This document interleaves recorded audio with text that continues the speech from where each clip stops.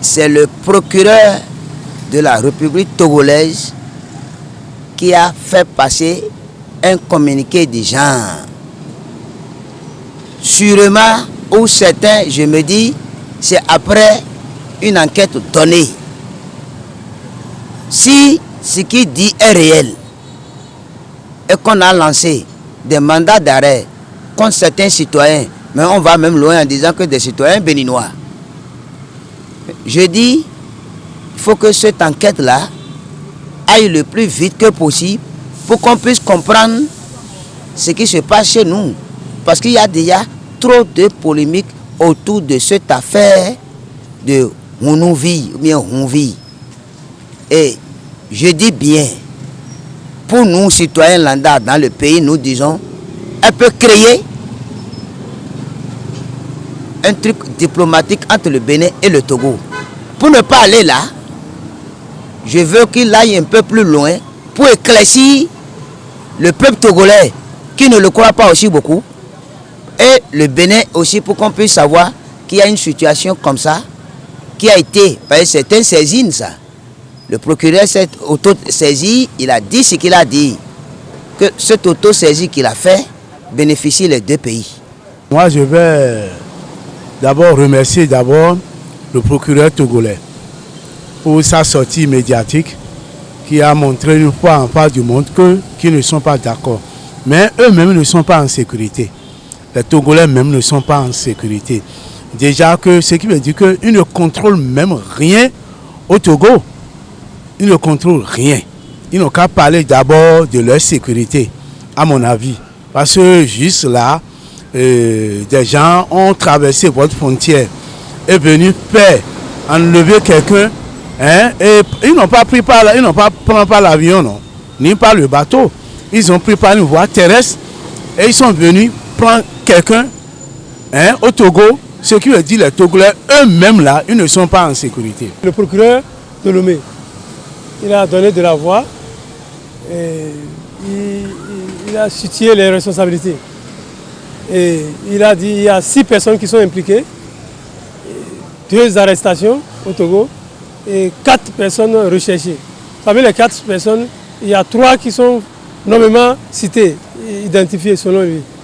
Maintenant, nous, on attend la réaction de la partie béninoise, c'est-à-dire le gouvernement béninois et le procureur spécial de la Criette. Et ils doivent monter au chrono. Est-ce que le Togo a pris ses précautions avant de faire l'annonce? C'est une annonce précipitée, on ne sait pas. On savait déjà que les relations entre le Bénin et le Togo n'étaient pas bonnes. Elles étaient même délétères. Et encore avec l'arrestation de... Parce que ce que les Togolais, eux, dénoncent, même si c'est n'importe qui, en terre étrangère, les autorités n'ont pas le droit de venir prendre un individu. Ils doivent collaborer avec les autorités de là-bas. Voilà ce qu'eux reprochent. Le gouvernement a un porte-parole. Et je crois que tout le monde le suit. On attend d'abord sa sortie. On attend ce qu'ils vont dire. Voilà, le procureur togolais a parlé. Nous aussi, on a aussi un procureur ici. Pour ceux ici, ou bien notre porte-parole du gouvernement, va nous dire quelque chose. À cause de l'arrestation d'un individu, et vous avez créé, gâté les relations entre 2 pays. Non, non, ça c'est pas normal. Donc il faudrait, on attend vite la réaction des autorités béninoises. Il ne faudrait pas que ça tarde. Dans la semaine, je ne sais pas s'ils vont se voir en conseil des ministres d'abord avant de réagir, ou bien on va donner l'ordre au procureur spécial de la Criette pour qu'il nous donne des clarifications. On attend vite. Et là, on aura encore d'autres réactions.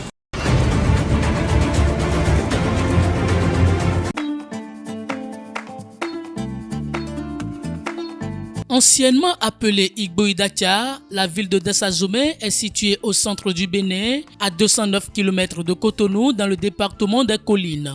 Depuis 2016, la ville de Dassazomé est l'objet de toutes les attentions du gouvernement du président Patrice Talon. En effet, l'exécutif s'est attelé notamment à régler la question de l'accès à l'eau potable d'une région au sol particulièrement difficile. Dassazomé bénéficie également, à l'ère du nouveau départ, d'une cité administrative départementale en vue d'optimiser le fonctionnement des services décentralisés de l'État. C'est un projet qui vise essentiellement à améliorer la délivrance des services publics, moderniser le patrimoine bâti de l'État et à réaliser des économies d'échelle sur les baux administratifs. La composition du site est telle que nous avons 4 bâtiments de type R+1 affectés aux directions départementales, un bâtiment de type R+2 pour la préfecture, un bâtiment de type R+2 pour le tribunal et 2 résidences, dont l'une pour le préfet et l'autre pour le secrétaire général. Et nous avons également des installations auxiliaires. Nous sommes aujourd'hui à un taux d'exécution globale estimé à 65% et une consommation sur délai estimé à 40%. Le programme de construction des cités administratives est également une option du gouvernement du président Talon d'étendre la modernisation à toutes les grandes zones régionales du pays afin de faciliter la vie aux citoyens.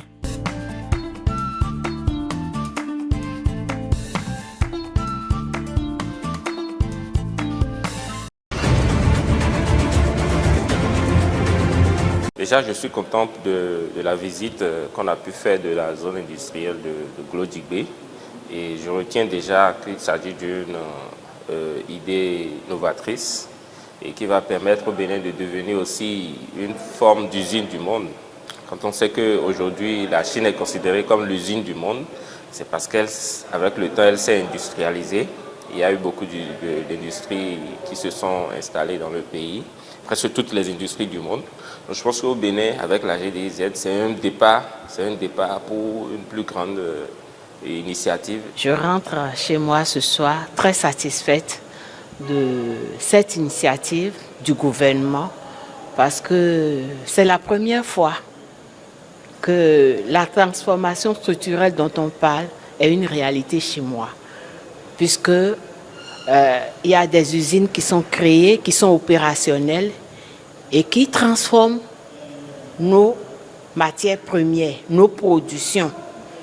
Les productions agricoles, je vais citer le coton, le soja, le cajou, en produits finis qu'on peut exporter. Donc la valeur ajoutée qu'on a toujours prônée, qu'il faut ajouter à nos productions, ça se fait, c'est une réalité au Bénin. J'avoue que j'ai été totalement transformé en participant à cette visite de la zone industrielle de Glodjigbe. Parce que nous avions de l'extérieur, de loin, nous avions une certaine idée de l'endroit. Nous avions même des préjugés, un certain nombre de préjugés par rapport à tout ce qui se dit, parce que on n'avait pas toujours la vraie information. Donc cette visite que nous venons d'effectuer nous a permis d'avoir les chiffres réels, d'avoir les informations vraies, mais et mieux, d'aller sur chaque site à l'intérieur de la zone.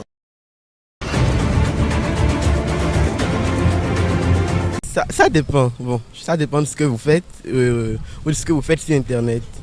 Si vous êtes quelqu'un qui vit d'Internet, comme les informaticiens et autres, je pense que vous allez faire faillite avant la fin de la journée.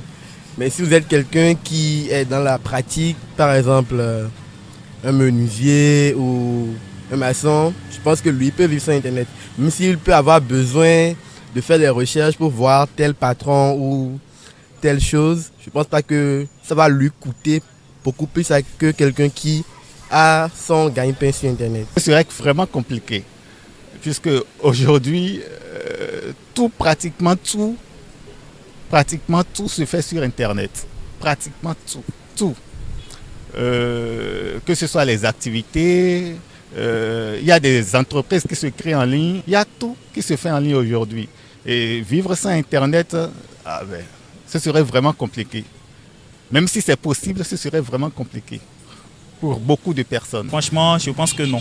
On ne peut pas faire une journée sans l'Internet. Parce qu'aujourd'hui, il y en a qui travaillent avec l'Internet. Il y en a, c'est l'Internet qui leur permet de gagner leur vie. Et même si je prends mon cas, en tant qu'étudiant, on a des forums WhatsApp où on s'échange sur les sujets de cours et on prend aussi des cours par Internet. Donc, dire qu'on va passer ne serait-ce qu'une journée sans cet outil-là, je pense que ça serait très difficile. Déjà, Internet a beaucoup révolutionné les choses parce que l'accès à l'information, c'est très capital. Les gens n'arrivent pas à savoir des trucs simples sur comment ils vont, sur des trucs, s'il faut aller à l'hôpital pour tel truc, des trucs simples comme ça. Grâce à Internet, on peut avoir ça. Parce qu'on ne peut pas dire que Internet n'a fait que du mauvais depuis que ça existe. Mais je pense que c'est l'abus, mais l'excès, on dit que l'excès en toute chose nuit. Donc je pense que c'est l'abus de la mauvaise utilisation d'Internet qui est vraiment dangereuse. Internet, tout se résume à l'Internet aujourd'hui. Presque tout. Que ce soit les activités. D'abord, c'est un réseau social qui permet d'être proche de ses amis, de sa famille et tout. Ça crée une certaine proximité, voilà, entre nous et nos proches. On ne ressent plus la distance. Voilà. Et mis à part ça, presque tout se résume à l'Internet aujourd'hui. Les activités commerciales, les jeux. On peut même apprendre aujourd'hui sur Internet. On peut apprendre, on peut suivre des formations. Je peux être au Bénin et suivre une formation depuis Paris. Vous voyez? Donc tout se résume à Internet aujourd'hui. Donc c'est très très utile. On ne peut quasiment pas s'en passer.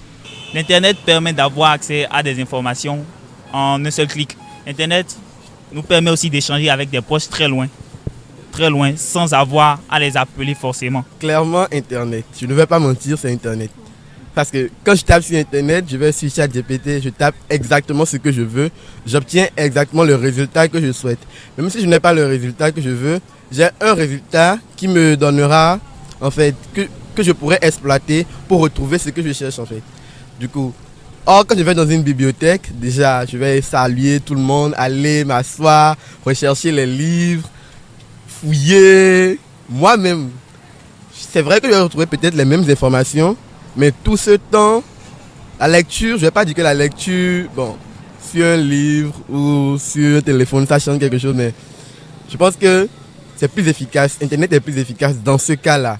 Pour la recherche d'informations, si tous les livres peuvent être documentisés sur Internet, je pense que ce serait plus fiable. Entre l'Internet et la bibliothèque, je pense qu'il y a match. Il y a vraiment match. Parce que au niveau de la bibliothèque, parce qu'on ne trouve pas forcément des informations précises sur l'Internet. Mais à la bibliothèque, on peut trouver des informations très précises dans les livres et très détaillées.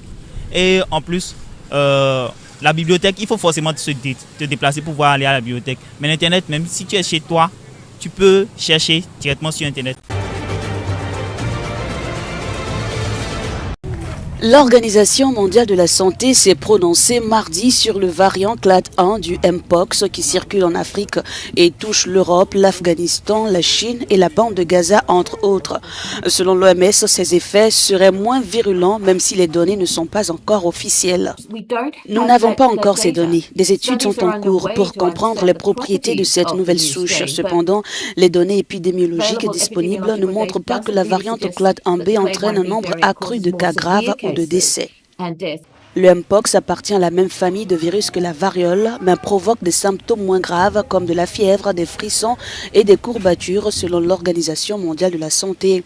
En RDC, la variante Clade 1b, découverte mi-septembre dans l'est du pays, se propage dans les camps de réfugiés selon les agences onusiennes. Et dans les pays frontaliers comme le Rwanda, le Burundi et la Tanzanie avec une transmission majoritairement sexuelle. Le Mpox est une maladie infectieuse qui peut provoquer une éruption cutanée douloureuse, de la fièvre et des maux de tête.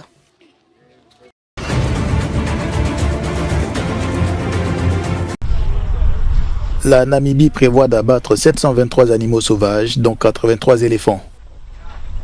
Selon le ministère de l'Environnement qui a fait l'annonce lundi dans un communiqué, la viande sera distribuée aux personnes en difficulté alimentaire du fait de la grave sécheresse qui sévit en Afrique australe.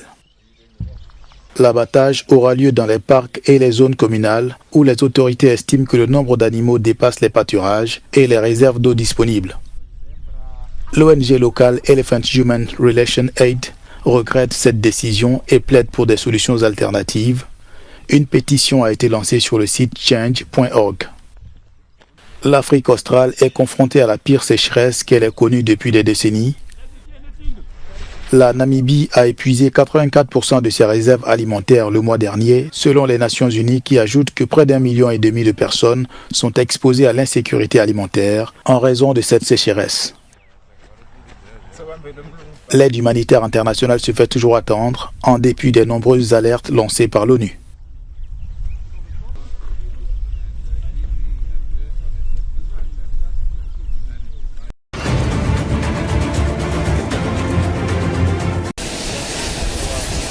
Le chef du gouvernement espagnol Pedro Sánchez a entamé mardi une tournée en Afrique de l'Ouest avec une première étape à Nouakchott en Mauritanie. Confronté à une hausse spectaculaire des arrivées de migrants aux Canaries, il cherche à encourager la Mauritanie, la Gambie et le Sénégal à intensifier leurs efforts pour freiner les départs de migrants vers l'Europe. Il prévoit de signer des accords permettant à des travailleurs de ces pays de venir en Espagne. Nous allons signer une déclaration visant à renforcer notre collaboration en matière de sécurité et de lutte contre le crime organisé. Je tiens à remercier publiquement le gouvernement mauritanien et son président pour les efforts entrepris dans la lutte contre la migration irrégulière et pour la collaboration dans la lutte contre les réseaux de trafic d'êtres humains. C'est la seconde visite du dirigeant espagnol en Mauritanie cette année. En février, Pedro Sánchez s'est rendu dans ce pays aux côtés de la présidente de la Commission européenne, Ursula von der Leyen, pour annoncer une aide de 210 millions d'euros afin de freiner l'immigration. Entre le 1er janvier et le 15 août, 22 304 migrants sont arrivés aux Canaries contre 9 864 pour la même période en 2023.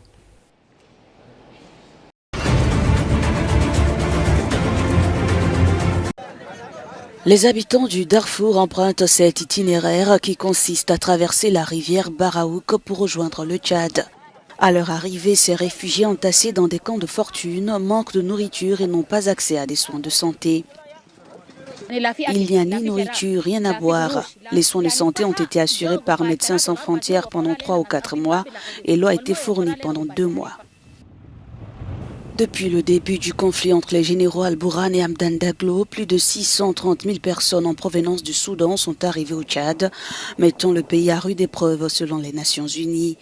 Le nombre de réfugiés pourrait atteindre 910 000 d'ici la fin de l'année, en raison de la persistance du conflit au Soudan et de l'afflux continu de nouveaux arrivants. De fortes tempêtes et inondations qui s'abattent sur le Tchad ont détruit de nombreuses maisons de réfugiés. Les autorités tchadiennes nous ont agressés, ce n'est pas acceptable. Nous avons fui une guerre pour nous retrouver dans une autre. Vous nous fournissez les produits de première nécessité ou vous nous renvoyez au Soudan.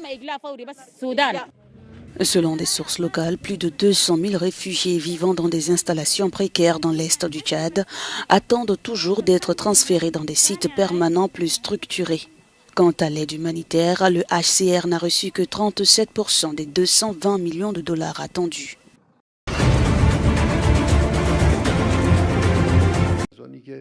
L'Iran laisse entrevoir la possibilité de pourparler avec les États-Unis sur son programme nucléaire, une annonce surprenante dans un contexte de tension entre les deux pays. Dans une déclaration diffusée à la télévision d'État mardi, le guide suprême de l'Iran, l'ayatollah Ali Khamenei, a indiqué que son pays pourrait engager des pourparlers avec Washington. Cependant, il a posé des conditions strictes pour ces échanges. Nous ne devons pas attendre l'ennemi pour avancer. Cela n'exclut pas de coopérer avec lui dans certains domaines, mais il ne faut pas compter sur eux. Il ne faut pas leur faire confiance. Des propos qui rappellent ceux qu'il avait tenus lors des négociations de 2015 qui avaient abouti à un accord nucléaire. Pourtant, Ali Khamenei a clairement averti le gouvernement actuel, la méfiance envers les États-Unis reste de mise.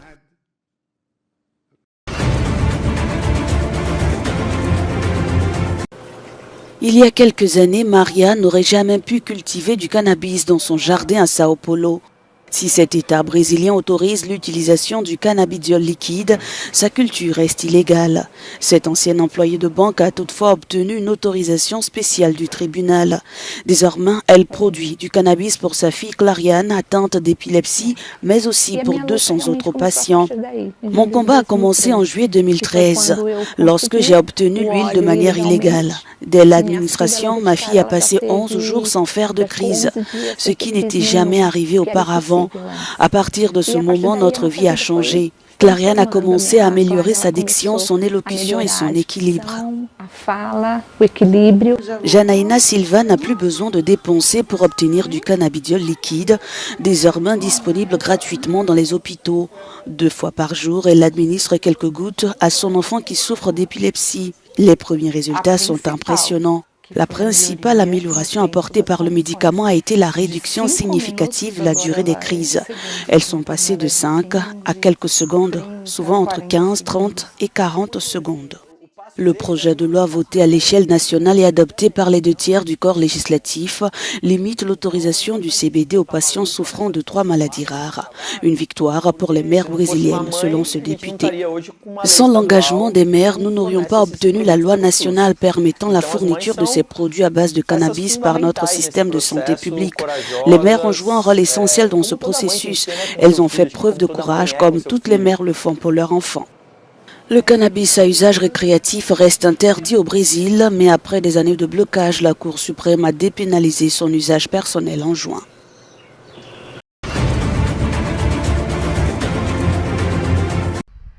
En Allemagne, l'inquiétude grandit face à la montée de l'extrême droite, notamment dans les régions de l'Est comme la Thuringe, où le parti Alternative pour l'Allemagne gagne en popularité. Ce climat tendu exacerbe la vulnérabilité des communautés noires de plus en plus exposées à l'hostilité. Omar Diallo, migrant guinéen, évoque une attaque raciste qu'il a subie. Ils étaient 2, puis 3 et 7. Ils étaient partout, il n'y avait aucun échappatoire. L'un d'entre nous a été attrapé et sévèrement battu, au point de nécessiter une hospitalisation de 3 jours et de ne plus pouvoir bouger. En 2023, l'ONG Ezra a signalé 85 attaques racistes en Thuringe. Pour Daniel Egbo, fondateur d'AMA, qui aide les migrants comme Omar et les étudiants victimes de discrimination, ce chiffre reflète la montée inquiétante de la xénophobie. Nous avançons avec une certaine crainte. Personne ne souhaite voir les partis de droite arriver au pouvoir. Ce qui est très inquiétant, c'est la soi-disant remigration. J'ai été choqué, pourtant je suis allemand maintenant. Mais eux, ils veulent voir les Allemands issus de l'immigration rentrer chez eux. Cette déclaration reflète la peur croissante des minorités face à un parti dont la rhétorique anti-immigrée devient de plus en plus courante. La ministre de la Migration et de la Justice de l'État de Thuringe craint l'impact profond de cette radicalisation. Je pense que les forces de droite, conservatrices et populistes autoritaires croissantes en Thuringe représentent un danger majeur.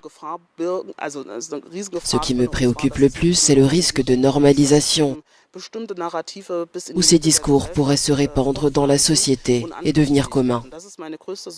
Alors que les élections approchent, l'extrême droite pourrait encore gagner en influence, exacerbant une situation déjà tendue pour les minorités, mais aussi pour l'ensemble de la société allemande.